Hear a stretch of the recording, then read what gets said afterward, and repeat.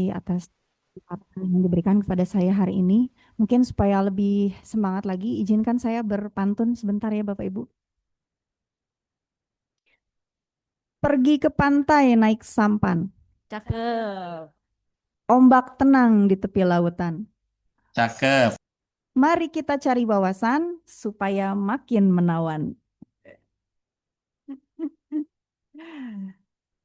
Baik, Bapak Ibu, sebelum saya menyampaikan materi, saya izin disclaimer ya, Bapak Ibu. Saat ini saya mungkin di sini lebih banyak sharing saja. Nanti barangkali ada yang punya pengalaman lebih atau metode yang berbeda, silahkan kita saling berbagi informasi di sini ya. Karena di sini di ruang Zoom ini ada Bapak Ibu dokter, mohon izin, dan ada rekan-rekan sejawat juga yang mungkin sudah berjibaku sejak lama terhadap penanganan nafza ya, khususnya dari masalah penyakit penyerta ini.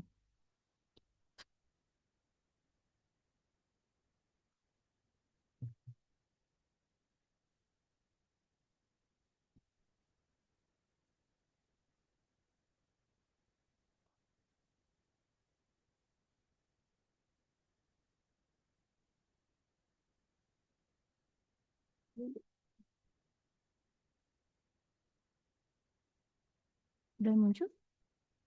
Belum?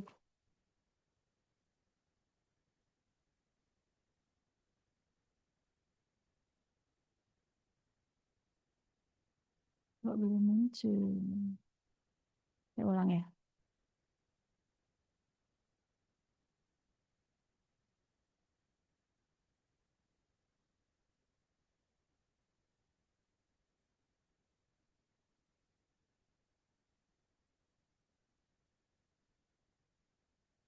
Muncul. Ah, oke.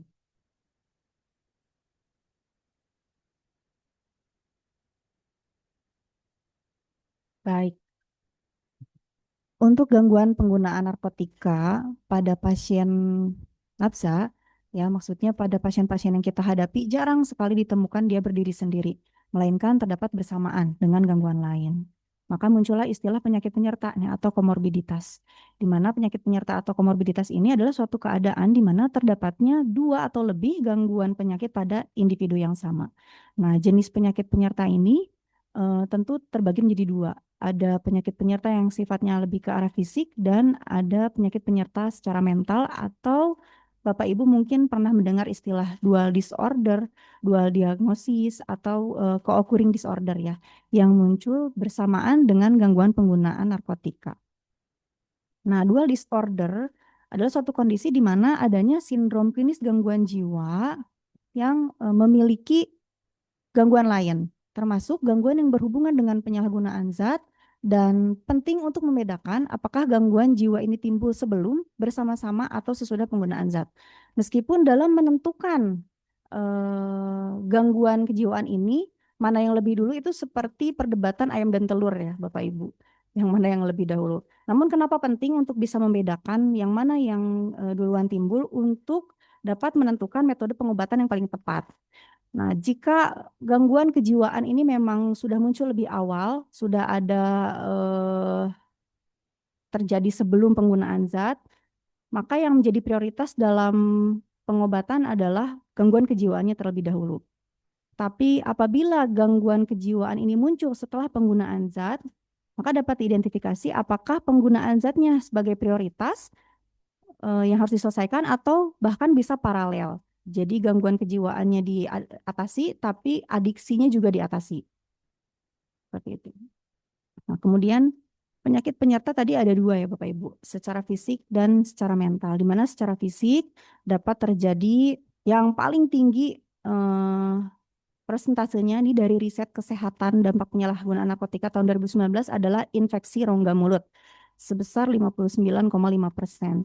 Di mana infeksi rongga mulut ini bisa didapatkan oleh pasien-pasien yang penggunaan zatnya dengan cara dihirup, dihisap, ya, sehingga melalui akses rongga mulut, kemudian gangguan pernapasan 52,8%. Nah, ini penggunaan yang dihisap juga, yang dirokok, yang aksesnya masuk ke dalam paru-paru. Kemudian gangguan kulit 24,1%. Nah, Untuk gangguan kulit dapat disebabkan oleh penggunaan zat yang disuntikan. Bisa terjadi abses, infeksi luka suntikan ya untuk penasun, baik itu Subuxone mungkin karena memang untuk saat ini sudah jarang sekali ya penggunaan heroin. Kemudian pusing hebat, ini 73% ya, ini yang paling banyak sebetulnya. Infeksi rongga mulut tadi yang kedua. Kemudian stroke 0,8%. Untuk stroke kemungkinan didapat dari penggunaan ATS ya, amfetamin tipe stimulan karena dia meningkatkan kerja jantung, meningkatkan aliran pembuluh darah dan juga bisa meningkatkan resiko ke arah stroke. Kemudian AIDS atau HIV/AIDS 2,7%. Kalau dulu AIDS ini diperoleh lebih banyak dari perilaku menyuntik ya, penasun. Tapi dengan tren yang semakin berkembang, penggunaan narkotika ATS yang efeknya salah satunya adalah menimbulkan meningkatnya libido, ini juga menjadi andil dalam peningkatan penyakit HIV dan AIDS. Kemudian TBC 3%, hepatitis C 5,8%. Nah, hepatitis C juga lebih banyak diperoleh karena perilaku dari menyuntik. Kemudian penyakit menular seksual 6,8%. Sedangkan untuk dual disorder atau komorbiditas psikiatri yang paling banyak ditemukan pada pasien-pasien kami, khususnya di klinik Pratama BNP Jawa Barat, itu adalah ansietas. Sering ditemukan pada pasien penyalahgunaan ATS dan benzodiazepin ya. Apalagi untuk penggunaan benzodiazepin yang rutin, yang berat, ansietasnya bisa sampai muncul panic attack biasanya. Kemudian gangguan psikotiknya yang biasa kami temukan di kami kasusnya adalah halusinasi atau mendengar suara-suara, melihat objek yang sumbernya tuh tidak jelas gitu ya, atau sumbernya tidak ada. Kemudian delusi, delusi ini paranoid gitu ya, perasaan seperti dikejar-kejar orang, seperti diintimidasi orang. Kemudian waham, kalau waham ini adalah kesulitan membedakan antara kenyataan dan fantasi. Kemudian dapat juga mengakibatkan gangguan kejiwaan berat sampai dengan skizofrenia. Bisa bersifat akut namun bisa juga menetap untuk gangguan psikotik ini. Kemudian kalau gangguan psikotik yang bersifat akut itu biasanya dia muncul setelah 28 jam. Bisa bertahan hingga 48 jam bahkan sampai dengan 6 bulan. Tapi tidak jarang yang akhirnya bisa menetap. Kemudian untuk depresi berat ditemukan pada pasien penggunaan ATS dan juga heroin. Tapi untuk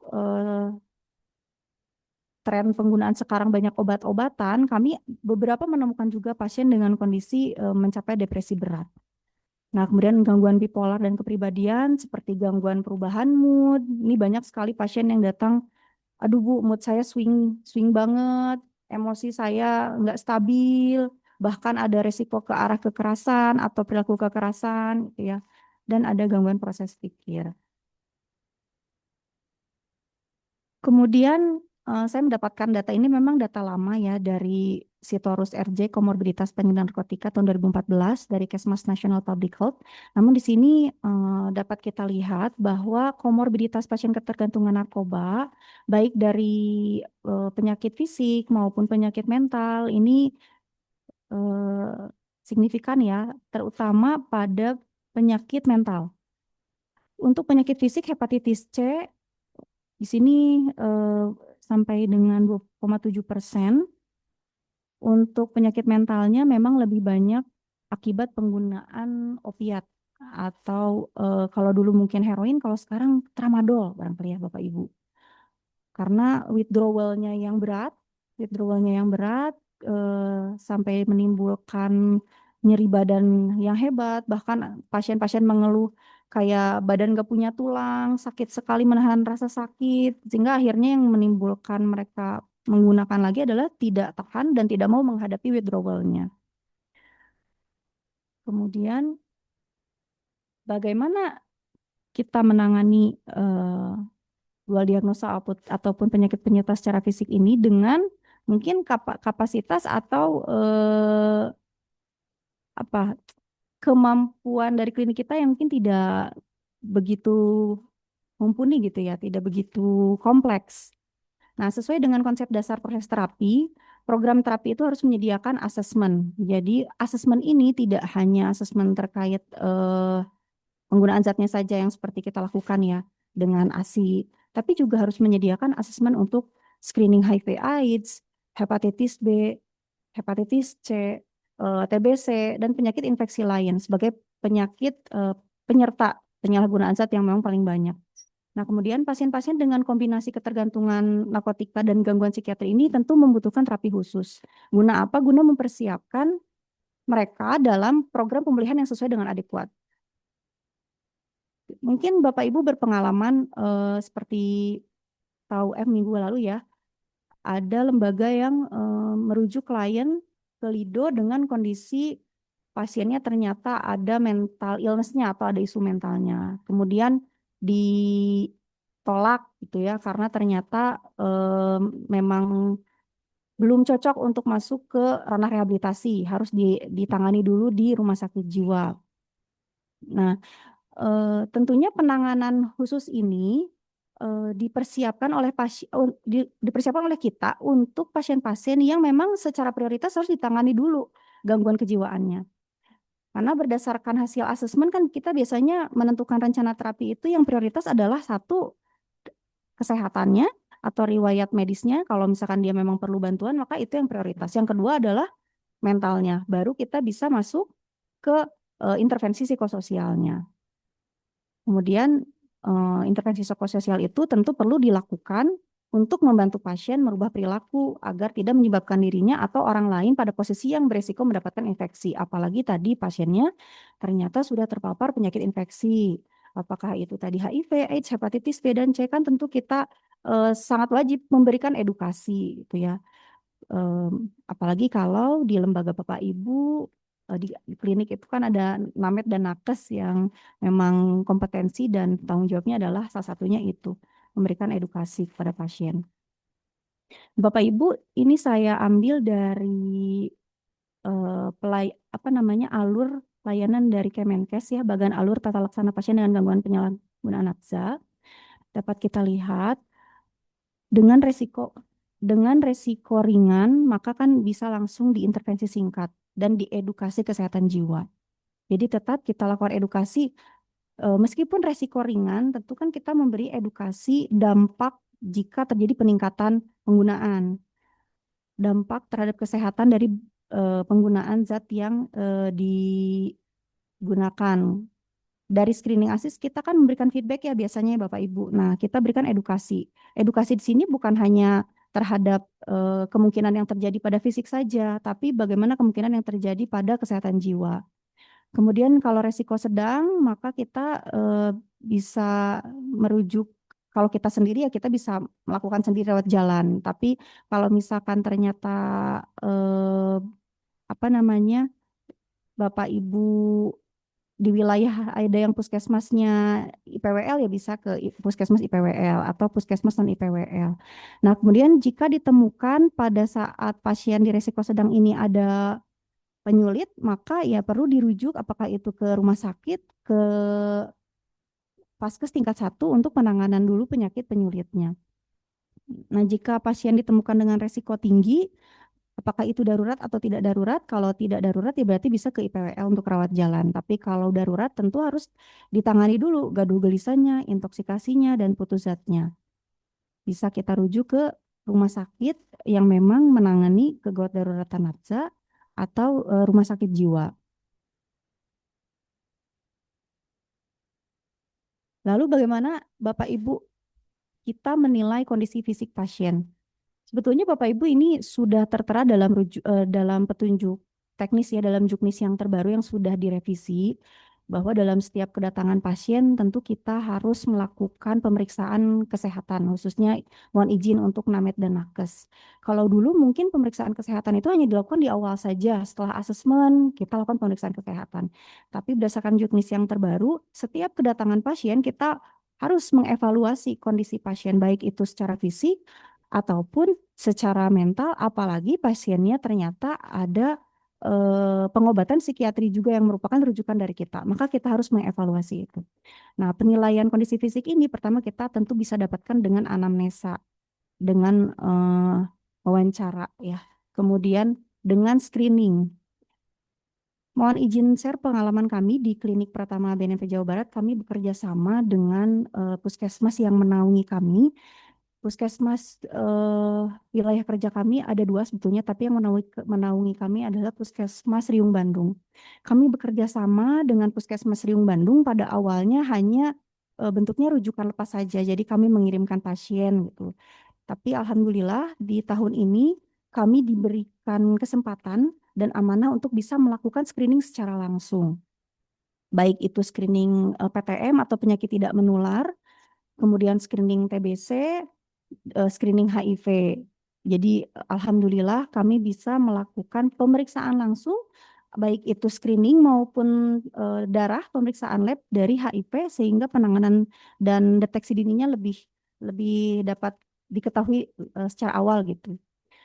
Nah, kemudian pada pemeriksaan fisik mungkin Bapak Ibu sudah melakukan dengan juknis terbaru itu kita diwajibkan untuk melakukan pemeriksaan head to toe dari atas kepala sampai dengan kaki ya, dengan tujuan untuk menemukan masalah-masalah. Seringkali memang pasien tidak mengeluh atau tidak aware dengan kondisi fisiknya karena pada saat datang dia udah eh, sugesnya kenceng gitu ya, fokusnya hanya pada adiksinya aja gitu. Udah pengen cepet-cepet dapat obat. Tapi kita kan perlu memeriksa, melakukan pemeriksaan apakah dari efek yang digunakan, misalkan efek yang digunakan oleh pasien ini tramadol kah, atau depresan, atau stimulan, kan kita bisa melihat ya Bapak Ibu secara pemeriksaan fisik, dimulai dari bagaimana pupilnya, kemudian bagaimana kondisi tadi terkait rongga mulut ya, apakah ada karies gigi, ada infeksi pada rongga mulut, kemudian turun lagi ke daerah bawah ya, dari wajah misalkan kita lihat daerah apa fungsi paru, fungsi jantung, kita lihat apakah ada riwayat nyeri dada atau riwayat dada berdebar atau ada riwayat kesemutan atau ada riwayat apa kebas dan lain-lain itu sangat berkaitan erat dengan penggunaan zat. Ini memang bukan mencari-cari masalah ya, tapi memang kita harus menemukan gitu efek dari pasien pakai zat ini apa sih? Bukan hanya fokus pada penata laksanaan adiksinya aja, tapi barangkali pasien ini ternyata ada penyakit lain yang perlu diselesaikan. Nah, untuk pemeriksaan laboratorium eh, di kita memang sempat dulu ada pemeriksaan darah rutin, ya Pak. Waktu kita mendapatkan hibah ya Pak. Tapi saat ini memang kita tidak ada support lagi untuk maintenance-nya sehingga tidak ada. Untuk pemeriksaan darah rutin ini mungkin kita bisa melihat darah rutin, kimia itu bisa melihat fungsi tadi ginjal, fungsi hati, ya. Kemudian HIV alhamdulillah sudah disupport oleh Puskesmas untuk reagennya. Tinggal hepatitis yang menjadi PR kami. Kami sedang melakukan apa ya lagi membujuk gitu dan memohon bantuan supaya Puskesmas bisa menurunkan reagen hepatitis C. Kalau hepatitis B belum bisa katanya karena khusus program pemerintah untuk ibu hamil. Tapi kalau hepatitis C bisa diupayakan. Nah, mudah-mudahan kami juga kedepannya bisa mendeteksi dini terkait penyakit hepatitis C ini melalui pemeriksaan laboratorium. Nah, lalu bagaimana tata laksana penyerta fisik ini? Nah, gangguan kesehatan yang berhubungan dengan penggunaan narkotika seperti tadi yang kita lihat dari hasil-hasil penelitian, memang eh, paling banyaknya HIV/AIDS, hepatitis B dan C, TB paru, dan infeksi menular seksual atau infeksi penyakit lain. Nah, harus mendapatkan terapi secara bersamaan, tentunya dengan mempertimbangkan kondisi klien. Dan diperlukan terapi yang terintegrasi dan komprehensif Nah, artinya ketika pasien tadi dengan resiko rendah ke sedang dapat kita lakukan pelayanan di klinik utama kita ya Bapak Ibu. Kemudian terdapat penyakit penyerta. Apabila kita memang mampu dan memang menyediakan apotek, farmasi, dan memang ada terapi penyertanya di kita, ya maka silahkan lakukan saja di Nah, tetapi kalau kita dengan keterbatasan anggaran, dengan keterbatasan memang kita tidak punya apoteker, tidak punya farmasi, maka kita lakukan rujukan terkait terapi penata laksanaan terapi penyerta ini. Apakah ke puskesmas ya, ke FKTP di wilayah kerja kita tadi.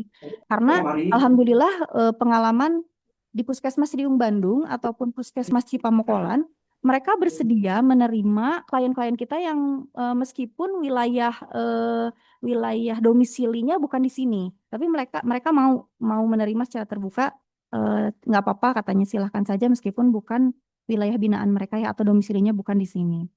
Nah, kemudian kalau memang pasiennya dengan kondisi yang cukup berat, mungkin kita bisa melakukan rujukan ke FKRTL ya atau tingkat lanjut, apakah itu ke rumah sakit umum, ke RSJ, RSJ kalau RSJ untuk yang mental ya, tapi mungkin lebih ke rumah sakit umum ya kalau untuk yang penyerta fisik.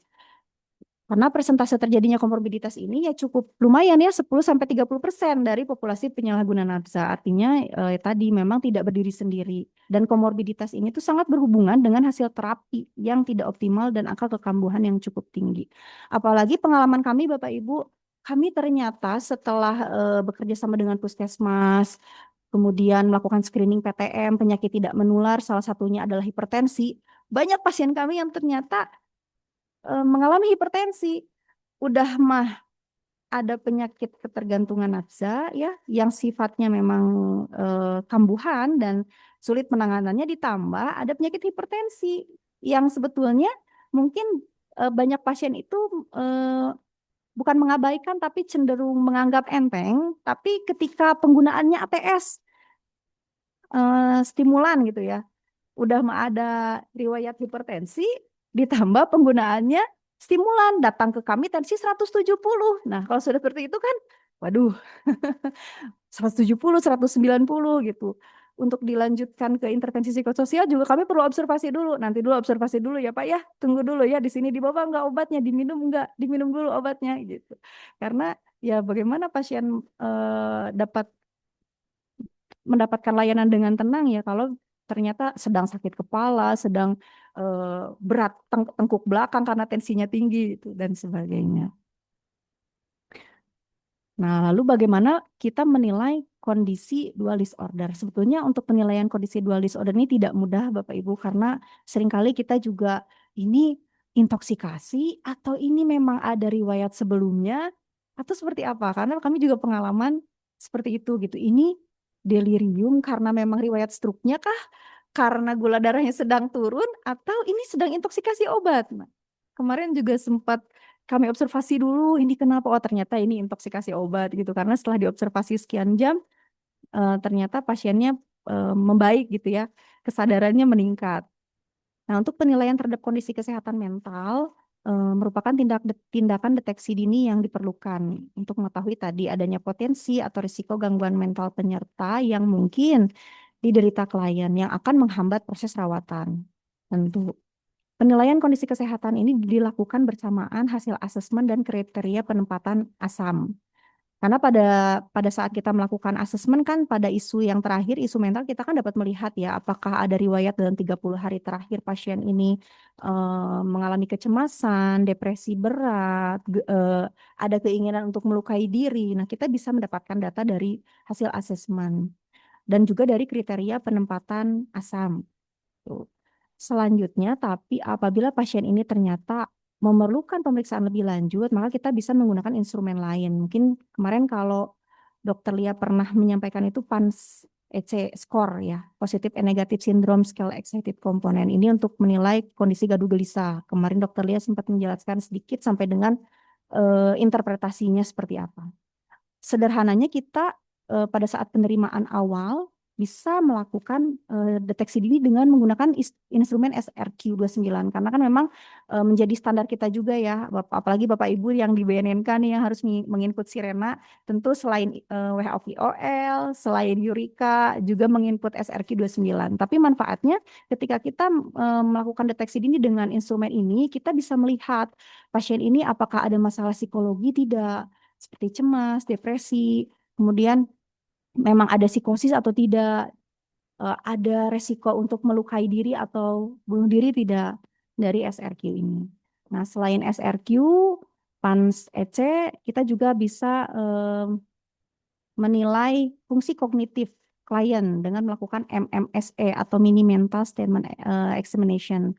Sini dengan interpretasinya, kalau ringan itu aspek kognitifnya dan fungsi mentalnya masih baik biasanya. Tapi kalau dia nilai, ini ada skornya sebetulnya Bapak Ibu, ada beberapa pertanyaan, tapi saya tidak tampilkan di sini karena harapannya webinar berikutnya kita akan lebih detail masalah instrumen ya, panitia ya. Nah, ada juga interpretasinya kerusakan aspek fungsi mental ringan dan terdapat kerusakan aspek fungsi mental berat. Untuk MMSE ini sangat bermanfaat kita lakukan ketika pasien datang dengan keadaan disorientasi. Karena pertanyaan yang sederhana yang dapat kita ajukan dengan instrumen ini adalah menanyakan hari, tanggal, tempat, nama, tempat tanggal lahir. Nah, kalau dengan pertanyaan sederhana saja pasien rasanya tidak mampu menjawab, ya berarti dia ada disorientasi gitu. Maka kita bisa menilai apakah pasien ini perlu ditangani dulu atau bisa mengikuti intervensi psikososialnya atau seperti apa. Karena seperti yang disampaikan juga di pertemuan sebelumnya untuk alur layanan rehabilitasi di klinik pertama BNP Jawa Barat, semua pintu masuknya aksesnya dari klinik dulu. Jadi pasien datang, dilakukan pemeriksaan fisik dulu, dilakukan pengukuran tensi dan sebagainya. Kalau pasien ini oke, tidak ada keluhan yang berarti terkait fisik maupun mentalnya, maka bisa langsung mengikuti intervensi psikososial. Tapi kalau datang dengan keadaan mengantuk berat, kemudian tadi pusing atau nyeri hebat dan sebagainya, tentu untuk mengikuti intervensi psikososial untuk mendapatkan konseling dari konselor juga sayang gitu karena mungkin tidak akan efektif, Bapak Ibu. Lalu bagaimana tata laksana dual disorder? Nah, untuk laksana dual disorder, sejujurnya Bapak Ibu, kalau kami ahli rujuk, Bapak Ibu, karena memang penanganan dual disorder ini sulit, Bapak Ibu ya. Pertama, harus dilakukan oleh terapis yang mempunyai keterampilan dan pengetahuan pada kedua area, baik penyalahguna nafsa maupun kesehatan fisik dan mental. Kemudian menggunakan pendekatan yang asertif, sukarela, dan non-konfrontatif. Kemudian kita perlu melakukan stabilisasi untuk pasien dengan kondisi intoksikasi, putus zat, gejala psikotik, gejala kecemasan, dan depresi berat. Ya tadi dengan rujukan. Kalau dokter Lia, sayang dokter Lia sedang ada kegiatan Bapak Ibu. Kalau dokter Lia biasanya ketika pasien datang dengan cemas, gelisah, atau ada paranoid, waham, ada halusinasi, dokter Lia memberikan rujukan, namun apabila pasiennya tidak dapat akses rujukan dengan segera dengan berbagai alasan, misalkan, Bu, saya kerja belum bisa izin, kemudian misalkan jadwal layanan yang bisa diaksesnya hanya hari tertentu, kemudian terkendala biaya, biasanya dokter Lia berkenan untuk memberikan resep sementara. Resep sementara seperti golongan trisiklik, SSRI, ya mungkin lebih paham dokter yang menjelaskan kalau terkait obat-obatan, tapi dokter Lia biasanya berkenan untuk memberikan obat sementara sampai pasien ini bisa akses layanan rujukan. Karena tetap kami selalu memberikan edukasi ketika pasien membutuhkan bantuan psikiater, ya kami tidak bisa membantu di sini. Tentu akses prioritasnya adalah akses rujukan psikiater dulu, sambil secara paralel melanjutkan layanan rehabilitasi di kami untuk intervensi psikososialnya. Lalu peran Namet dan Nakesnya apa, Bapak Ibu? Jadi ketika kita melakukan rujukan, tidak kita lepaskan begitu saja, tapi kita melakukan evaluasi secara berkala dan membantu monitoring kepatuhan obatnya. Jadi ketika pasien datang, pasiennya sudah kita rujuk, kita akan evaluasi bagaimana sudah akses layanan rujukan kita, sudah ke sana, dapat obat apa aja, bahkan kita biasanya monitoring juga dia tapering off-nya sudah sampai mana. Gitu. Sehingga kita bisa mengetahui ini pencapaian pasien ini, wah ini pasien ada yang cepat sekali prosesnya gitu. perjalanan perjalanan pengobatannya itu ada yang cepat, tapi kok ada yang memang ya dengan berbagai kendala, tentunya dengan motivasi yang naik turun gitu. Nggak turun-turun, maunya masih tetap minta obat terus, gitu, dan sebagainya. Kemudian melakukan observasi kondisi mental sebagai efek setelah melewati fase intoksikasi, bila mana gejala gangguan mental akibat drug induced akan hilang dengan sendirinya. Memerlukan asesmen komprehensif selama dalam perawatan. Nah, ini tadi mungkin yang saya sampaikan terkait eh, monitoring, evaluasi kembali. Jadi setelah akses rujukan itu kita tidak apa ya, tidak lewas aja gitu, tapi kita tetap gimana. Minum obatnya masih teratur tidak? Masih ada gejala enggak? Masih ada yang dirasakan enggak? Bu, saya tuh minum obat dari psikiater, Bu. Saya udah akses rujukan. Tapi kok masih cemas ya, Bu? Nah, kita berikan edukasi bahwa cemas itu tidak hilang dengan 100%, tetap masih ada, apalagi suges penggunaannya masih kencang. Kita berikan edukasi, setidaknya bisa diantisipasi, setidaknya kecemasan yang muncul tidak mengganggu aktivitas dalam keseharian, ada produktivitas yang bisa dilakukan. Kemudian ada juga pasien yang, Bu, saya udah berobat Bu, psikiater tunduk wae, saya tuh malah nggak bisa kerja, malah saya nggak bisa bangun, ada yang seperti itu. Ya kami berikan masukan, kami tidak mengintervensi pengobatan psikiater Bapak Ibu, tapi kami memberikan masukan, nanti kontrol lagi kan bulan depan, ya sampaikan sama dokternya, dok, saya kalau minum obat ini kok ngantuk, saya lemes, nggak bisa aktivitas, boleh nggak dok, saya mungkin eh, diberi obatnya yang saya masih bisa aktivitas. Saya sih sering saya bilang sama pasien-pasien, jangan minta obat, jangan request obat.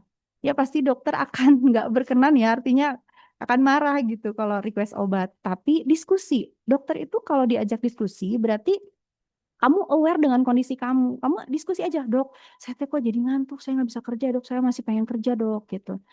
Nanti dokter akan memberikan mungkin apa namanya obat yang lain dan sebagainya. Karena alhamdulillah ketika kami evaluasi, iya Bu, dokternya mau ternyata dosis obatnya diturunkan jadi setengah atau diganti jenis lain yang memang nggak bikin saya ngantuk. Gitu. Kemudian untuk pemberian farmakoterapi untuk kedua kondisi ini tergantung dari jenis zat yang digunakan. Bisa pemberian antidepresan, tadi golongan trisiklik dan SSRI dapat dipertimbangkan bila gejala depresi cukup signifikan. Kemudian bisa diberikan ansiolitik, golongan benzodiazepin, diazepam, clobazam, alprazolam, lorazepam. Untuk jangka pendek dapat diberikan khususnya pada awal kondisi akut, tapi kembali apabila memang tidak ada apoteker, ada keterbatasan, maka kita memperkuat sistem jejaring bekerja sama dengan apotek untuk bisa memenuhi kebutuhan klien. Meskipun dokter Lia sering bilang kalau lagi menangani pasien, saya nggak bisa kasih seperti apa yang kamu mau ya. Saya nggak bisa kasih alprazolam, tapi saya akan kasih zat lain yang efeknya hampir sama. Tapi kamu jangan berharap efeknya akan sama persis. Tidaknya ini akan membantu tidur kamu, akan menurunkan kecemasan kamu. Tuh. Kemudian bisa juga diberikan kombinasi antara antipsikotik tipikal generasi baru maupun atipikal dengan ansiolitik maupun antidepresan dapat diberikan untuk jangka panjang apabila gangguan mental pasca intoksikasi maupun putus zat masih menetap.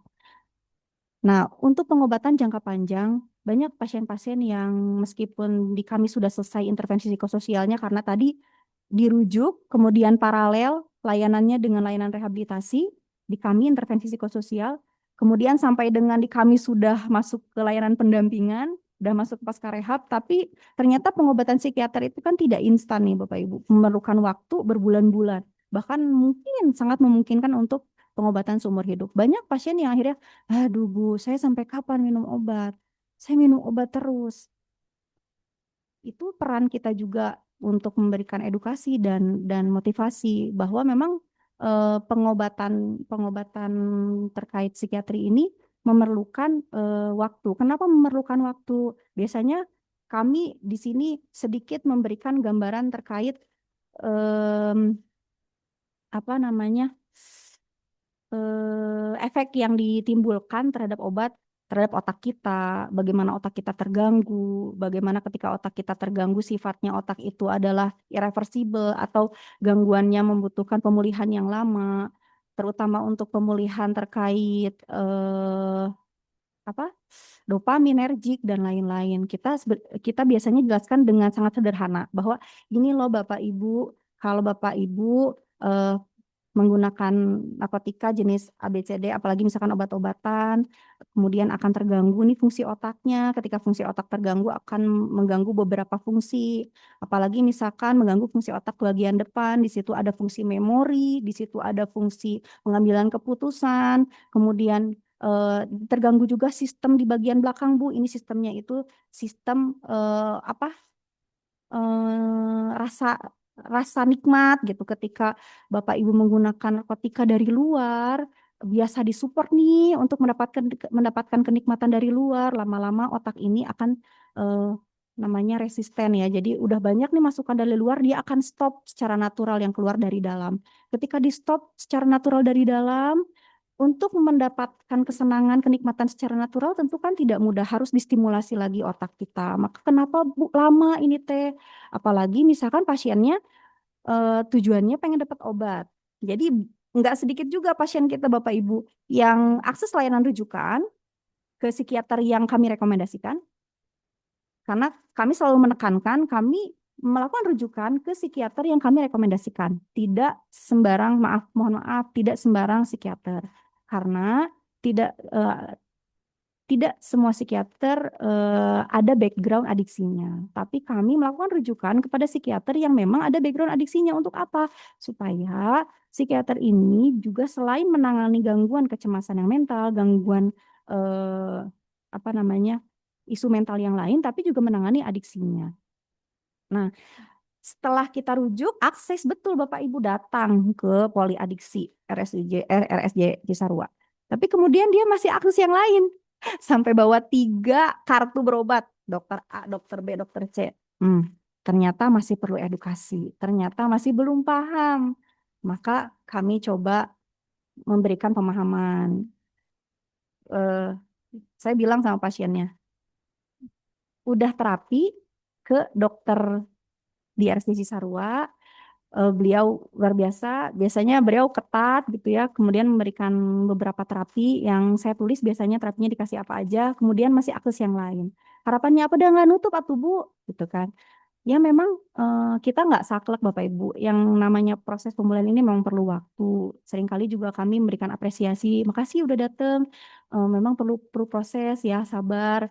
Tapi kalau pengobatan yang masih dicampur-campur, ini programnya nanti tidak akan efektif. Karena setiap dokter ini akan punya regimen terapi dan punya target, punya goals dari pemberian terapinya. Bayangkan Bapak minum obat dari psikiater A, dicampur sama psikiater B, dicampur lagi, maka akan terjadi penumpukan antidepresan, penumpukan benzodiazepin di dalam tubuh. Nah, apa yang akan terjadi? Yang ada nanti sugestinya makin kenceng, yang ada ya resiko adiksinya atau ketergantungannya akan lebih berat gitu. Karena dosis yang masuk ke dalam tubuh dalam 1 hari malah jadi banyak gitu, karena akses beberapa dokter dengan alasan ya kan semuanya legal Bu. Tapi kembali fungsi kita di sini karena kita memang tidak melakukan pengobatan secara langsung, berjejaring, tapi kita tetap memberikan motivasi, edukasi, mengingatkan tentang kepatuhan minum obat karena kami rasa yang paling penting dalam pengobatan khususnya psikiatri adalah kepatuhan dalam minum obat. Maka setiap yang datang ke kami, apalagi akan kami rujuk, kami wajibkan untuk membawa pendamping. Karena memang di RSJ sendiri harus ada pendamping minum obat. Biasanya tidak diperkenankan pasiennya untuk pegang obat sendiri. Nanti mungkin kaitannya dengan eh, ini ya, jejaring gitu. Karena banyak klien yang males Bu ke situ mah, nih harus sama pendamping dan saya maunya sendiri gitu. Edukasi lagi bahwa pasien dengan ketergantungan obat-obatan tentu akan riskan dan akan ada kans untuk konsumsi obat lebih lebih banyak, terutama pada kondisi-kondisi yang tidak tidak mengenakan gitu kan. Misalkan lagi ada trigger trigger dari masalah yang lain gitu, tentu akan resiko pasien menggunakan obat lebih dari dosisnya.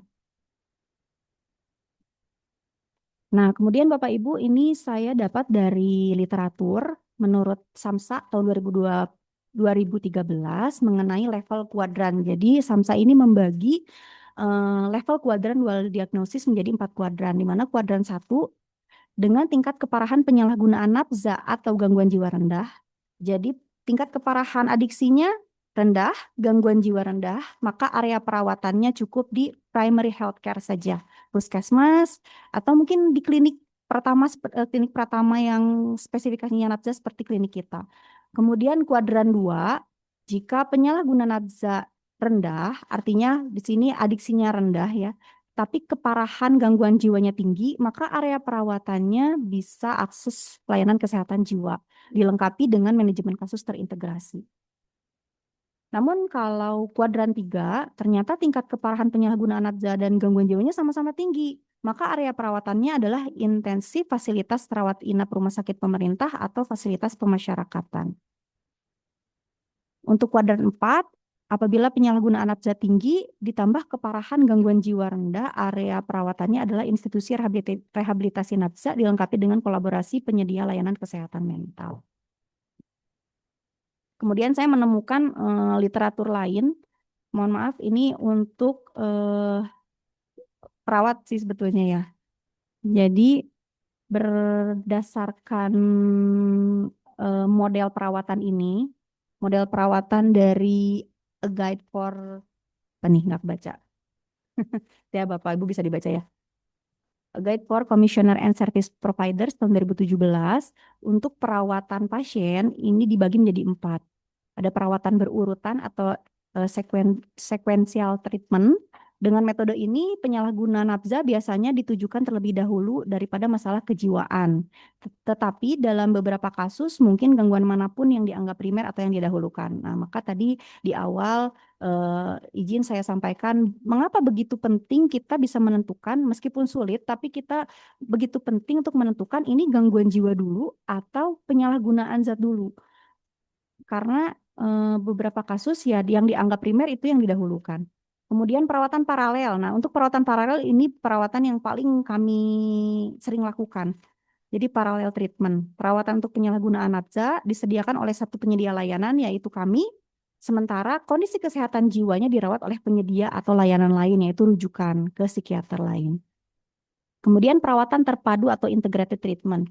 Baik penyalahgunaan nafza dan kondisi kesehatan jiwa diperlakukan secara bersamaan oleh penyedia atau layanan perawatan yang sama. Mungkin kalau ini rawat inap ya Bapak Ibu seperti di instalasi adiksi punya RSJ Cisarua. Kalau dulu Rumah Palma ya, kalau sekarang instalasi adiksi sebutannya ya. Kemudian perawatan melangkah atau step care. Perawatan bertahap berarti kesesuaian intensitas perawatan yang fleksibel dengan tingkat keparahan kasus. Nah, untuk tata laksana terkait penyakit penyerta, baik fisik maupun dual disorder, demikian Bapak Ibu, memang lebih banyak kita berbicara masalah pengalaman yang pernah kami lakukan, karena kami juga memang masih keterbatasan kalau terkait masalah sarana, prasarana, kemudian tidak ada apoteker, tidak ada farmasi, maka memang kami ahli rujuk tadi. Tapi setidaknya upaya yang kami lakukan adalah adanya deteksi dini, adanya screening di awal, baik itu PTM yang tadi bekerja sama dengan puskesmasnya. Kami melakukan pelaporan, setiap bulan kami lakukan pelaporan kepada puskesmas pasien-pasien yang dilakukan screening PTM, screening HIV, AIDS, screening TBC, kemudian apa namanya rujukan ke psikiater. Di sini lebih banyak memang kami rujukan ke poli adiksi dan instalasi adiksi karena banyak keluarga klien atau klien yang berharap dapat layanan itu yang tidak berbayar ya Bapak Ibu. Karena tentu seperti yang kita tahu untuk pengobatan psikiater itu obat-obatannya kan mahal ya Bapak Ibu. Baik Bapak Ibu, mohon izin saya lanjut ke sistem jejaring dan rujukan. Nah, untuk sistem jejaring dan rujukan, kami BNN terdiri dari 14 BNNK di wilayah Jawa Barat.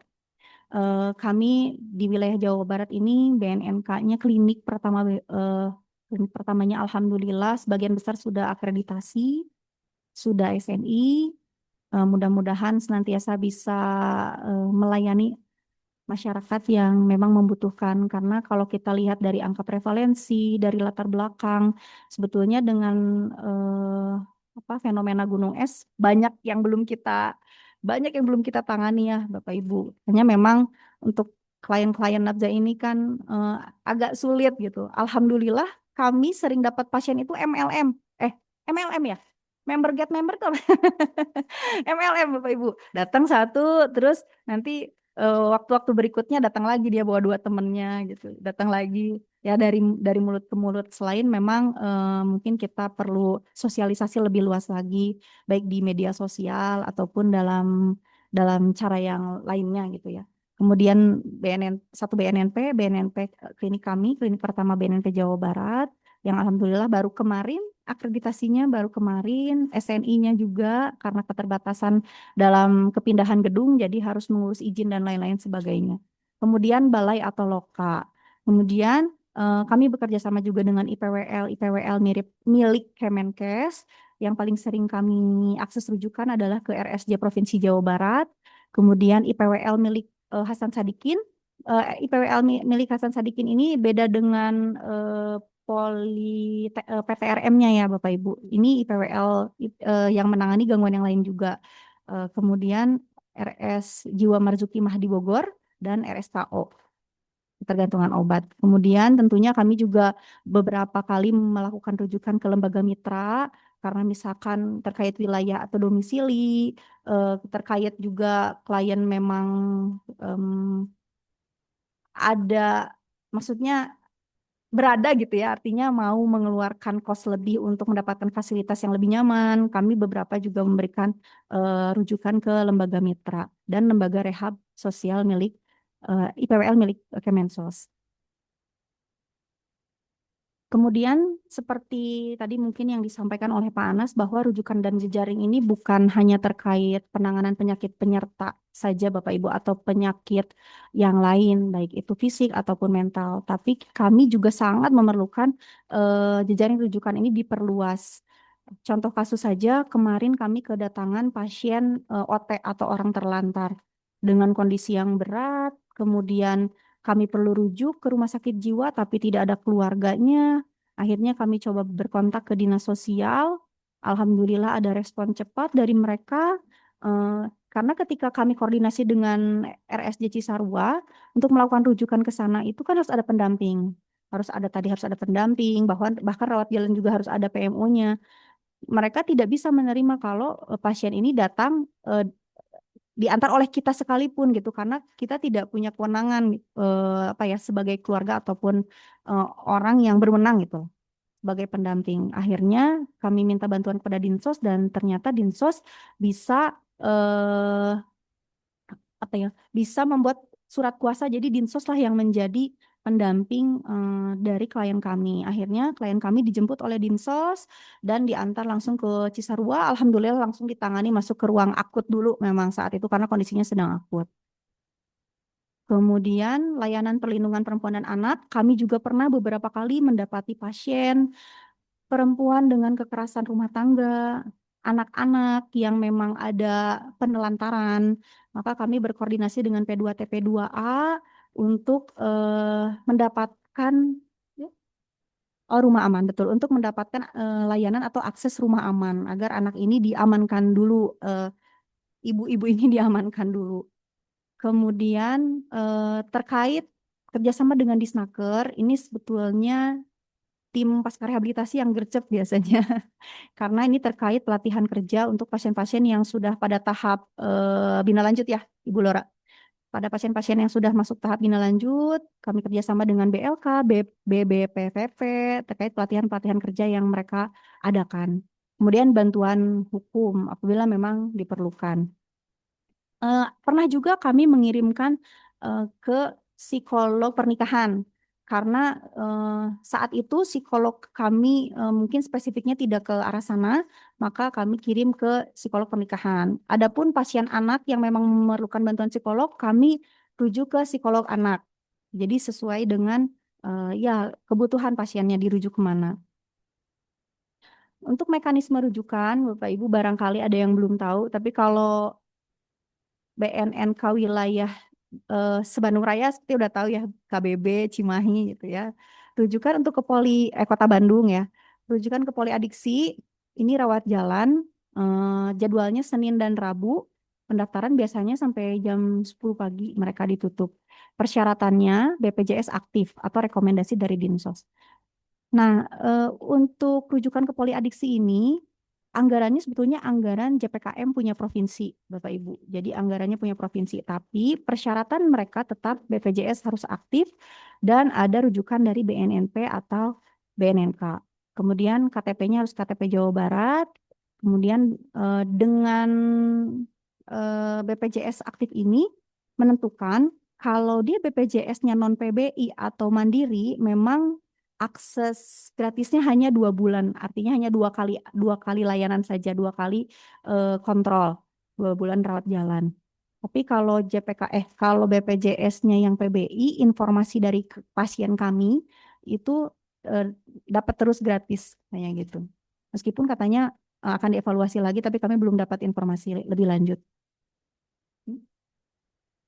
Ada Bu Ai barangkali ya Bu. Mohon izin ya Bu. Kemudian rujukan ke IPWL RSHS. Untuk rujukan ke IPWL RSHS di sini harinya Senin sampai Jumat, tapi Senin sampai Kamis jam setengah 8 sampai jam 13.30. Untuk Jumat jam setengah 8 sampai jam 11. Nah, untuk biaya ini memang berat di awal. Karena ketika pasien daftar itu ada tiket masuk, ada tes urin, tapi tes urinnya hanya di awal saja, 170.000 plus obat-obatannya generik kira-kira sekitar 300 sampai 400.000 untuk kedatangan pertama. Tapi untuk kedatangan berikutnya biasanya hanya resep obat menebus obat saja kurang lebih sekitar 100.000. Nah, jadi untuk pasien-pasien yang mohon izin, Bu Ai terima kasih dikasih akses 2 bulan juga mereka mereka excited Bu karena ya tadi ya Bu ya perlu effort juga untuk pengobatan psikiatri ini selain ya biaya gitu ya. Jadi dapat akses 2 bulan dari RSJ Cisarua. Alhamdulillah biasanya klien kalian tetap tetap tetap ke sana gitu, tetap punya motivasi ke sana meskipun hanya dapat 2 bulan aja. Nah, biasanya ketika kuotanya sudah habis, kami solusi lainnya adalah ya rujukan ke IPWL RSAS karena eh, masih terjangkau gitu Bapak Ibu. Karena kan kalau kita lakukan asesmen kemudian kita tanyakan kamu biasa mengeluarkan uang berapa sih kalau beli beli zat itu rata-rata memang kan banyak ya, apalagi misalkan penggunaannya ATS, penggunaannya bukan obat-obatan gitu. Banyak, bahkan obat-obatan pun 1 bulan bisa ada yang mengeluarkan 1 juta bahkan lebih. Nah, dengan mungkin kita masuk MI-nya gitu dengan keluar biaya sekitar 300 sampai 400.000, tapi mereka bisa mendapatkan obat secara legal, di monitoring langsung, dievaluasi oleh psikiater, eh, ya tentunya worth it gitu Bapak Ibu. Kemudian rujukan ke instalasi adiksi RSJ Provinsi Jawa Barat, ini rujukan ke Ibu Ai. Untuk persyaratannya BPJS aktif atau rekomendasi dari Dinsos. Tapi Ibu Ai mohon izin nanti barangkali bisa membantu menambahkan Ibu. Kemarin ada klien datang, Ibu mohon izin dengan penggunaan saya Bu Raya kemarin tuh yang BPJS PBI, non PBI, obat-obatannya. Klien datang dengan penggunaan obat-obatan, datang ke kami perlu rujukan ke psikiater, tapi BPJS-nya ternyata non PBI, mandiri. Eh, Setelah ditanya, bayar rutin enggak? Ternyata ada penunggakan. Alasannya karena sudah tidak bekerja. Sebelumnya kenapa bayar mandiri? Karena memang ya bekerja. Tapi setelah keluar kerja, ada penunggakan nih nggak dibayar-bayar BPJS-nya. Gimana ya Ibu, saya mau akses ke sana ke apa RSJ Cisarua, tapi nggak ada BPJS. Nah kemarin itu memang sempat pernah klien kami dengan rekomendasi dari Dinsos bisa. Tapi kemudian kami kemarin berkoordinasi lagi dengan Dinsos Kota Bandung menanyakan, Pak, gimana kalau misalkan klien kami datang dengan BPJS non PBI tapi mau beralih ke PBI itu bisa nggak atau rekomendasinya katanya dari Dinsos betul atau enggak Pak gitu. Nah, ternyata jawaban dari Dinsos itu setahu setahu kami katanya BPJS Mandiri itu minimal penunggakannya 6 bulan baru bisa beralih ke BPJS PBI. Tapi karena ada eh, apa namanya pembatasan atau kebijakan dari pusat mengenai DTKS, karena kan yang tadinya non PBI masuk ke PBI itu harus terdata dulu di DTKS. Ternyata ada kebijakan dari pusat bahwa pengusulan DTKS ini sedang dinonaktifkan. Maka kan otomatis nih nggak bisa beralih ke PBI. Tapi dari Dinsos memberikan solusi akses aja UHC, Bu, katanya. UHC itu adalah anggaran punyanya kota ya, punyanya Kota Bandung. Kalau saya pernah dengar sepertinya bukan hanya Kota Bandung ya, barangkali dari BNK Cimahi boleh nanti menambahkan kalau nggak salah di Cimahi juga ada UHC ya. Jadi UHC itu sistem penjaminan kesehatan apa namanya yang diberikan emang oleh Kota Bandung terkait pelayanan promotif, preventif, kuratif, dan rehabilitatif. Kepesertaan UHC ini katanya bisa penerima bantuan iuran yang PBI, PPU, PBPU, BP, dan PDPMDA. Saya juga kurang memahami ya, tapi kemarin kata Dinsos, ikut UHC aja Bu, persyaratannya pasiennya terdaftar PBI nonaktif atau tadi sudah menunggak ya, minimal 6 bulan, kemudian terdaftar BPJS pegawai swasta tapi nonaktif, daftar JKN tapi PBI-nya nonaktif, pasien BBL bayi dari ibu yang terdaftar PBI APBD dengan usia kurang dari 28 hari. Ini informasi dari Dinsos ya, barangkali ada yang memerlukan informasi ini ya Bapak Ibu. Kemudian tadi saya lanjut untuk rujukan ke instalasi adiksi ini diperlukan juga rujukan dari BNNP atau BNNK, KTP Jawa Barat, dan bisa diakses 2 kali rawat inap dalam 1 tahun. Nah, untuk mekanisme rujukan, eh, khususnya ke Balai Besar BNN Lido yang memang milik BNN, ini mangga Bapak Ibu kalau membutuhkan, saya sudah mencantumkan nomor telepon atau WA atau email atau website yang mungkin bisa diakses apabila Bapak Ibu memerlukan rujukan ke Balai Besar Rehabilitasi BNN Lido. Memang kalau untuk rujukan ke Lido ini ada beberapa kriteria pasien, artinya kalau pasien ini dengan dual disorder yang berat, biasanya memang Lido eh, tidak menerima karena ya mungkin perlu penanganan khusus dulu untuk dual diagnosanya atau dual disordernya baru nanti bisa kembali ke Lido. Kemudian kalau Lido ini ada asesmen online juga. Jadi ada selain kita yang melakukan asesmen, kita biasanya kirimkan draft hasil asesmen kita, tapi ada asesmen online juga yang dijadwalkan oleh Lido. Kemudian layanan rehabilitasi rawat inap milik BNN selain Lido ada Balai Rehabilitasi Badoka di Makassar, Sulawesi Selatan. Mangga ada call centernya, Balai Rehabilitasi Tanah Merah Samarinda, Loka Rehabilitasi Batam, Kalianda Lampung, Deli Serdang, Sumatera Utara. Kemudian lembaga rehabilitasi mitra. Nah, Bapak Ibu, kami bekerja sama dengan lembaga-lembaga mitra yang alhamdulillah sudah ada yang mendapatkan SNI 8807 2022 prioritas nasional, ada juga yang telah mendapatkan SNI yang reguler. Kami bekerja sama dengan Yayasan Breakthrough Indonesia di Kabupaten Bogor, Rasa atau Yayasan Rumah Asa Anak Bangsa di Kabupaten Bogor, Katarsis Sarasati Edukasi di Kota Bekasi, Sekar Mawar Kabupaten Bandung, Kedaton Parahitas Sentul Bogor, Yayasan Permata Hati Kita Bogor, Yayasan Besaki Bogor, Klinik Karya Sehat Nusantara, IPWL Bunda Aulia Bekasi, Dr. David, Yayasan Grafik, dan Yakobra Bekasi. Untuk lembaga rehabilitasi mitra BNP Jawa Barat, apalagi sudah mendapatkan SNI, insya Allah Bapak Ibu untuk standar rehabilitasinya sudah sesuai dengan standar yang seharusnya karena kami lakukan monitoring dan evaluasi. Hari ini pun Yakobra sedang dikunjungi oleh BNN Pusat terkait rencana tindak lanjut ya atau RTL dari itu ya dari apa? Hari ini atau hari ini? Ya, kalau nggak salah hari ini ya Kobra sedang dikunjungi oleh BNN Pusat terkait evaluasi, bukan evaluasi sih, kalau mereka bilang kunjungan mau melihat bagaimana setelah SNI. Tuh, apakah masih sama layanannya atau seperti apa?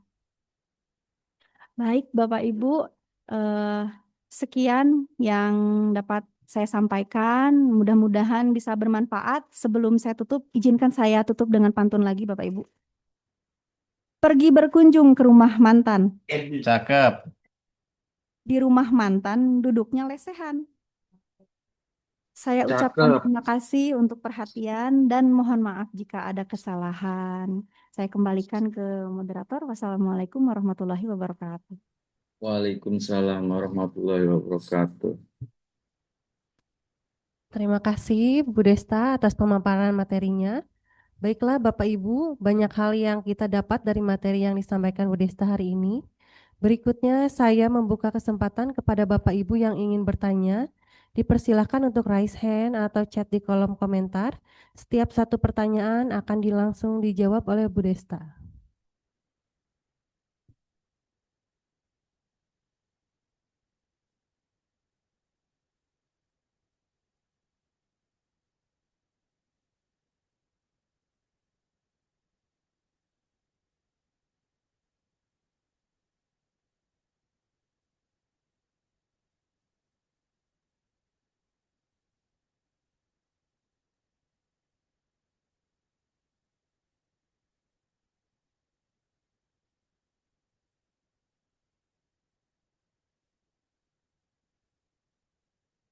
Dipersilahkan kepada Dr. David.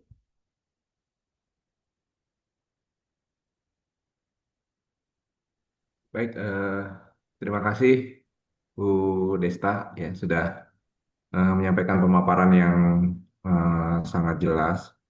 Cuman memang mungkin kendala kita seperti yang Bu Desta sampaikan tadi, Teh Desta sampaikan bahwa kita di primary care, kemudian dengan dual disorder ini kita memang memiliki instalasi farmasi, tapi memang untuk proses penyediaan amunisinya itu masih rada-rada sulit ya.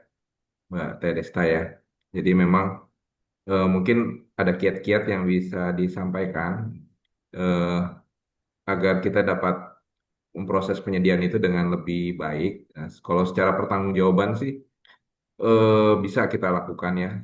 Ada pelaporan ke POM setiap bulan sekali. Kemudian memang tapi kalau kita menghadapi kasus-kasus seperti ini ya dengan komorbid napsa dengan komorbid eh, skizofrenia atau ansietas yang tinggi, memang kita serba salah ya. Ujung-ujungnya walaupun kita IPW kesehatan, kita jadi ahli rujuk juga. Soalnya kalau saya di koas dulu juga waktu koas ya memang napsa ini dekat banget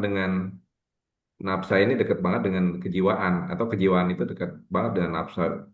Ya kalau kita dulu saya di RSUP Sarjito ya ujung-ujungnya paling di ECT aja gitu. Jadi langsung tenang pasiennya kan. Tapi kalau kita di FKTP kan itu hal yang tidak mungkin ya.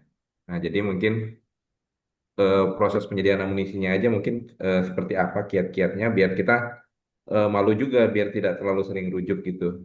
Teresta. Makasih.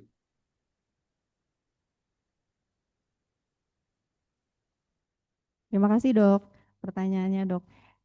Mohon izin dok, terkait kalau kiat-kiat penyediaan tadi ya dok ya supaya amunisinya lebih mudah. Sebetulnya mungkin kami yang akan lebih banyak belajar ini dok, karena rencana ke depan ya dok, izin kami akan membuka farmasi. Kami sudah berkoordinasi dengan Dinkes, dengan Ibu Kabag juga selaku memang yang ya PPK ya dok, PPK betul.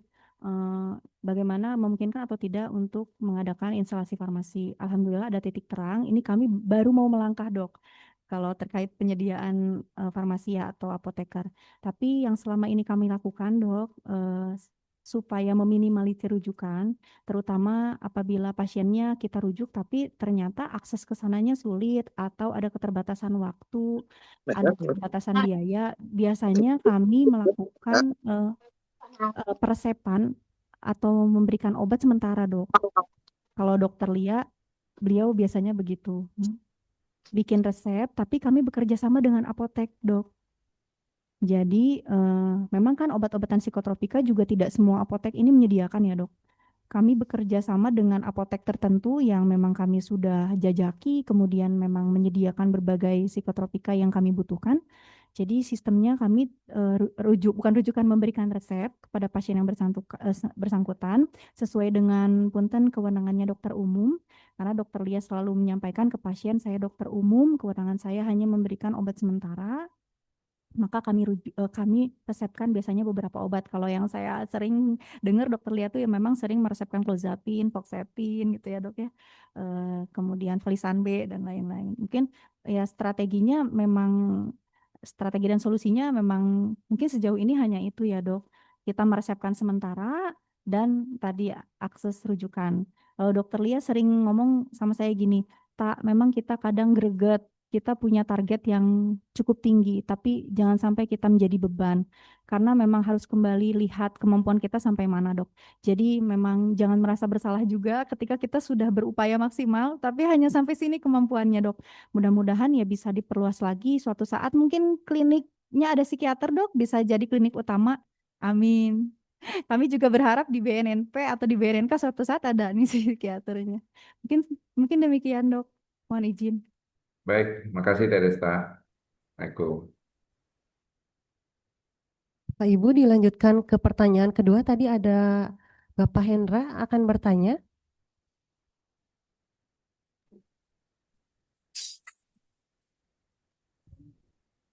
Ya, Assalamualaikum warahmatullahi wabarakatuh. Mohon izin, Bu Desta, izin bertanya teh. Tadi sempat menjelaskan terkait dual disorder teh. Tadi sempat tersampaikan bahwa untuk membedakan penyakit dampak dari psikotik ataupun memang penyakit bawaan. Nah, kebetulan di kami kemarin sempat ada klien teh, ini warga binaan baru yang memang dengan kasus penyalahgunaan zat. Nah, di sini memang di sana ada gejala kejangnya teh, epilepsinya. Nah, di sana izin kami ingin menanyakan bagaimana cara membedakan apakah ini memang dampak dari psikotiknya atau memang penyakit bawaan. Apalagi kan warga binaan saat kita kaji itu memang datanya susah buat kami dapatkan sebelumnya. Jadi tadi seperti saya bilang disampaikan kalau memang penyakit bawaan kita selesaikan dulu penyakit bawaannya dulu. Nah ini untuk membedakan seperti apa teh? Itu aja paling teh yang saya tanyakan. Terima kasih ya teh. Itu aja Bu Nani. Terima kasih Kang Hendra. Ya, Ini reuni ada Bu Dani juga teh. satu alma mater kami dulu ya. Ya. Oke. Kang Hendra, tadi saya sempat sampaikan juga bahwa untuk melakukan deteksi dini dan membedakan ini antara yang mana yang muncul duluan, kemudian ini gangguan jiwa murni atau memang ada riwayat sebelumnya atau ini akibat penyalahgunaan zat, ini memang menjadi perdebatan yang cukup menarik karena ya itu tadi seperti perdebatan ayam dan telur, yang mana yang duluan gitu ya. Tapi yang bisa kita lakukan adalah yang pertama tadi deteksi dini dengan instrumen-instrumen yang kita bisa pakai, ya SRQ, MMSE, PANS-EC, dan tentunya dengan anamnesa. Karena dengan anamnesa kita bisa melihat faktor predisposisi. Karena kalau kita mungkin dulu kita belajar juga ya Kang Hendra, kalau kejiwaan itu kan ada faktor predisposisi, ada faktor presipitasi. Kalau faktor predisposisi artinya ini yang terjadi lalu-lalu gitu ya, bisa bertahun-tahun yang lalu, artinya lebih dari 3 bulan. Apakah memang ada riwayat em, apa pola asuh, trauma di masa kecil, kemudian ada riwayat dari secara genetik, atau memang pada saat kita anamnesa dulu pernah Bu kayak gini juga, tapi diperparah ketika penyalahgunaan zat. Nah, artinya kan berarti oh ini gangguan kejiwaan duluan ini. Kemudian mungkin dia akses layanan psikiatri atau dia mendapatkan obat atau bisa juga self medicate. Karena sekarang banyak pasien-pasien kita yang berlaku sebagai dokter ya, Dokter David. Artinya self medicate. Dia merasa, aduh, saya ini perlu, kata orang, kata teman saya, Bu, untuk mengobati ketergantungan ganja, mah ada benzo. Untuk mengobati ketergantungan tramadol, maka benzo, self medicate. Dia mengobati diri sendiri. Ada yang seperti itu. Ya, kadang-kadang dosis lebih tahu dari dokter. Ah, betul, betul, betul, Dok. Maka saya punten ya, Dok, kalau saya udah kesel banget sama satu klien, saya giniin, dokternya siapa? Saya tanya. Dokternya Anda atau psikiater gitu. Jadi penting tadi untuk mendeteksi dini itu dengan anamnesa juga untuk melihat faktor predisposisinya, apakah pernah ada riwayat sebelumnya. Misalkan kata keluarganya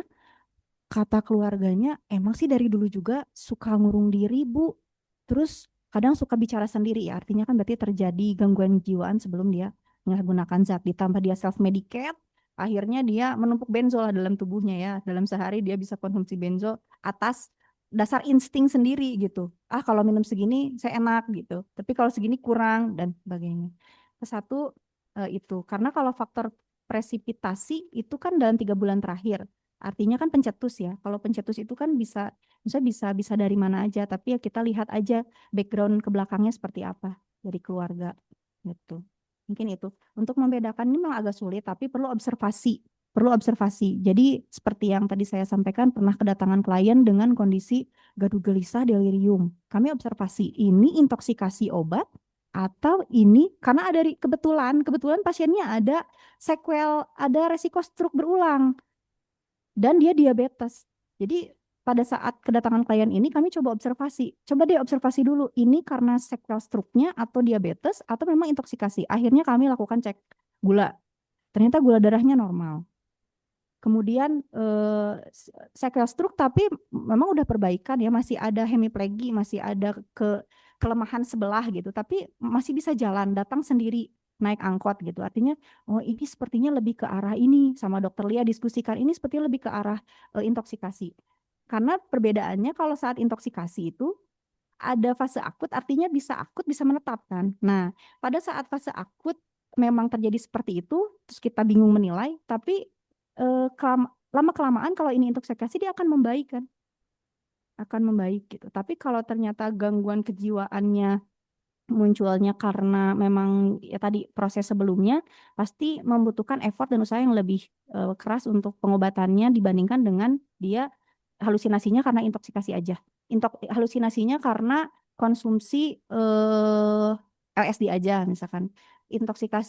Halusinasinya memang karena konsumsi tembakau gorila aja misalnya gitu. Nah, itu kan bisa kita observasi. Meskipun keterbatasan, kalau di kami keterbatasan itu karena rawat jalan kan kita nggak bisa mengevaluasi atau memonitoring setelah klien itu keluar. Tapi mungkin kalau Kang Hendra yang sifatnya punten di dalam, ya Kang ya, sangat memungkinkan Kang Hendra untuk mengobservasi klien ini. Ini gangguan jiwanya memang, karena kan bisa dievaluasinya tiap hari ya Kang Hendra ya. Ini ada kerentanan dia muncul terus, bahkan ketika di dalam kan artinya pasien ini udah tidak menggunakan kan, clean ya Kang Hendra. Oke. Berarti kalau clean kan berarti harusnya ketika beberapa waktu dia sudah tidak masuk gejala withdrawal lagi dong yang muncul. Ya, tapi dia sudah artinya gini, udah nggak ada pengaruh lagi dong dari zat sebetulnya kalau withdrawalnya sudah selesai gitu. Artinya kalau dia masih ada tanda-tanda gejala ke arah gangguan mental, ya mungkin apakah itu efek dari penggunaan zat yang menetap atau tadi ada gangguan jiwa sebelumnya yang sudah terjadi. Izin barangkali begitu Kang Hendra. Siap, cukup Teh. Terima kasih.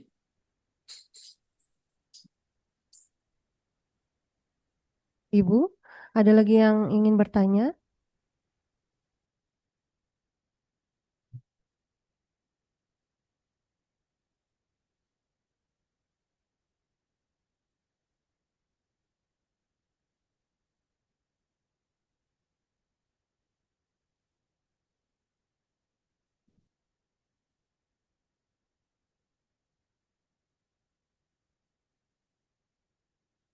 Tas, sepertinya ada pertanyaan di kolom chat ya.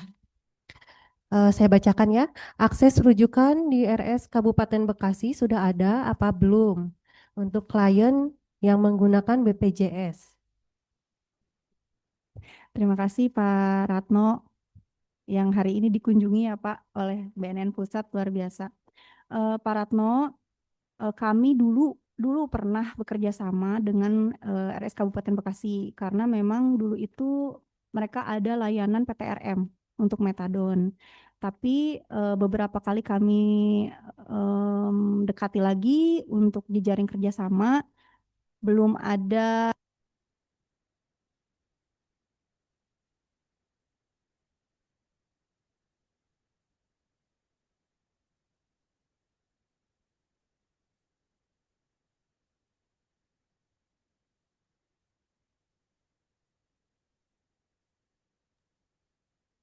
Izin dok, suaranya hilang. Maaf Pak Ratno. Ya Pak Ratno, terima kasih pertanyaannya hari ini dikunjungi ya Pak. Semangat. Kunjungan kalau nggak salah Siang ya tanggal Pak. 26 atau 27. Oh, dikira saya hari ini. Berarti saya Iya, salah informasi.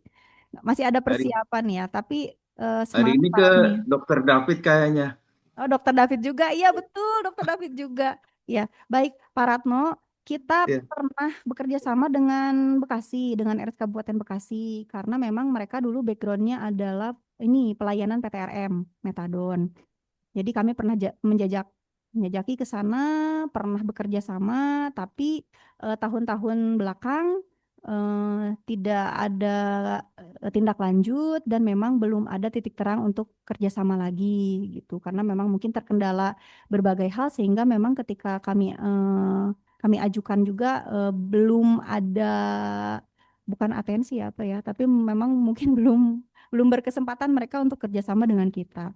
Nah, memang dilematik untuk pasien-pasien nabza Pak Ratno, karena kalau diagnosa mungkin dokter yang lebih paham ya, dokter dari BNNK juga pasti lebih paham kalau pasien-pasien yang nabza ini kan dengan diagnosa nabza tentu tidak bisa di-cover BPJS, Pak. BPJS tidak akan mengcover diagnosa yang muncul akibat penggunaan zat. Jadi eh, kami melakukan rujukan itu makanya memang bukan apa ya, bukan ke klinik BPJS, tapi tadi ke RSJ yang memang punya Jamkesprov yang memang menangani spesifik ke arah sana, IPWL yang memang menangani spesifik ke arah narkotika gitu. Kalaupun ada pilihan menggunakan BPJS, kami bekerja sama kalau di Bandung itu Pak ada rumah sakit di Kopo, apa yang namanya? Rumah sakit eh, bukan di Kopo, rumah sakit du Dokter Steven. Nah,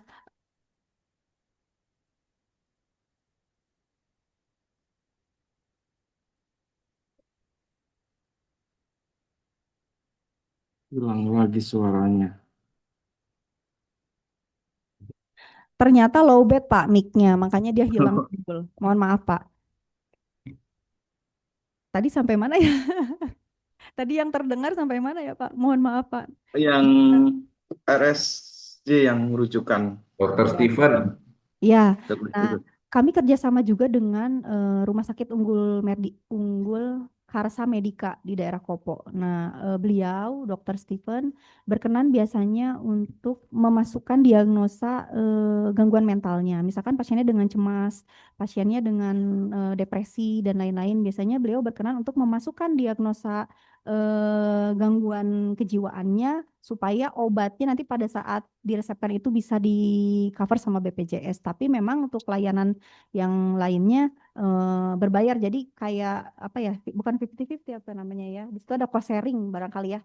Ada cost sharing di situ. Tapi untuk daerah Bekasi kami mohon maaf memang belum belum mengetahui di daerah mana atau di RS mana bisa akses layanan. Kalau misalkan masih terjangkau Pak, mungkin bisa bisa ke Lido jauh masih. Tapi Lido kan untuk akses psikiater tetap ke rumah sakit ya. Mungkin RSKO, Pak, atau RSMM. RSKO. Marzuki Mahdi, Pak ya. Kemarin pasien Bapak terakhir ke RSMM ya, Pak? RSM terus ke RSKO ada, terus ke Ya, Lido, iya. Ya, Masuki barangkali Mahdi. memang baru baru baru bisa ke situ aksesnya ya, Pak, karena Kabupaten Betul, Bekasi belum, Pak. Memang belum belum ada tindak lanjut lagi untuk kerjasama. Demikian, betul. Pak Ratno. Ya, terima kasih Bu. Jadi Ya, Pak.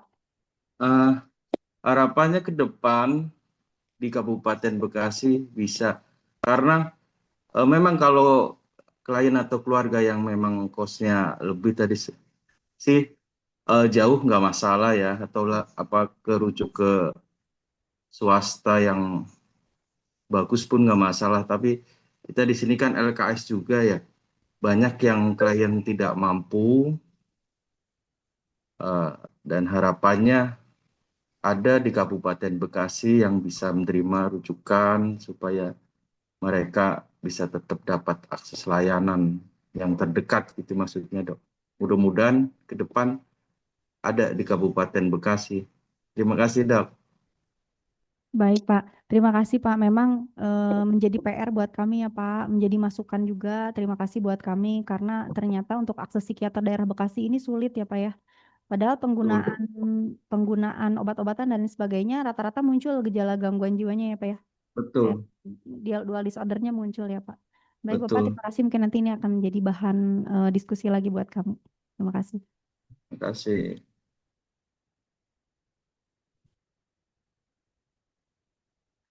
Baik, baik Bapak Ibu, ada lagi yang ingin bertanya?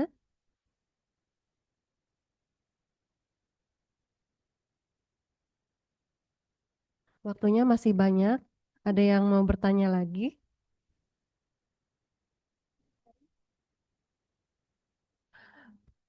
Atau ada yang mau sharing?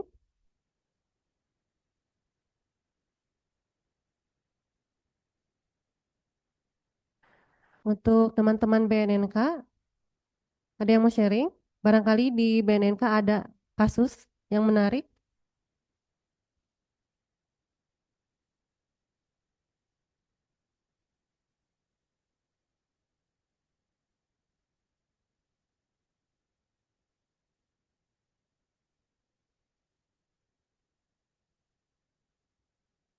Bagaimana? Teman-teman BNNK ada di sini?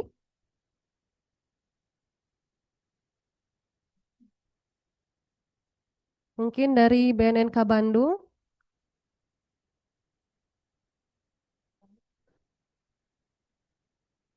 atau dari BNNK Bandung Barat?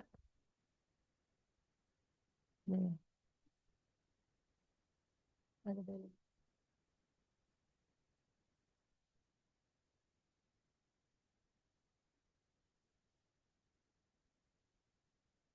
Mungkin dari Rumah Palma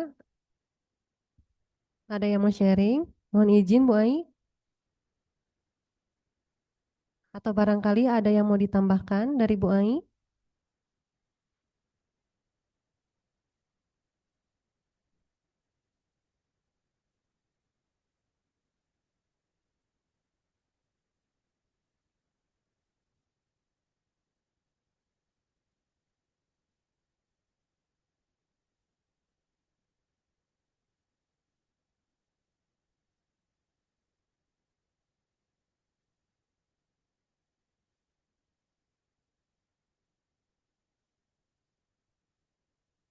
Baik Bapak Ibu, jika tidak ada lagi pertanyaan atau sharing, saya bacakan kesimpulan yang dapat kita ambil dari webinar sesi hari ini.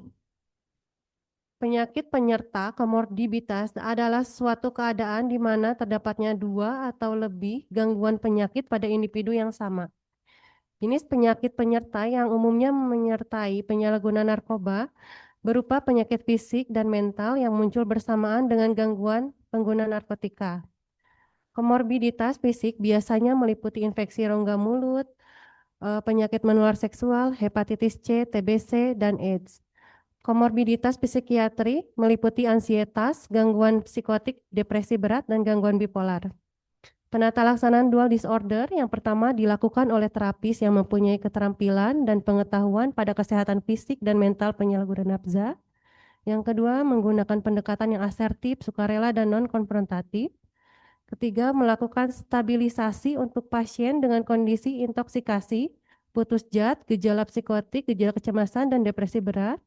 Keempat, melakukan observasi kondisi mental sebagai efek setelah melewati fase intoksikasi. Kelima, memerlukan asesmen komprehensif selama dalam perawatan. Keenam, pemberian farmakoterapi pada kedua kondisi tergantung dari jenis zat yang digunakan. Kemudian tadi disebutkan model perawatannya meliputi perawatan berurutan, perawatan paralel, perawatan terpadu, dan perawatan melangkah. Kemudian untuk jejaring rujukan meliputi BNN, IPWL, dan lembaga mitra BNN. Kemudian sistem pendukung jejaring rujukan pertama Dinsos, P2TP2A, Disnaker, dan bantuan hukum. Sebelum kami tutup, silakan untuk mengerjakan post-test ya Bapak Ibu.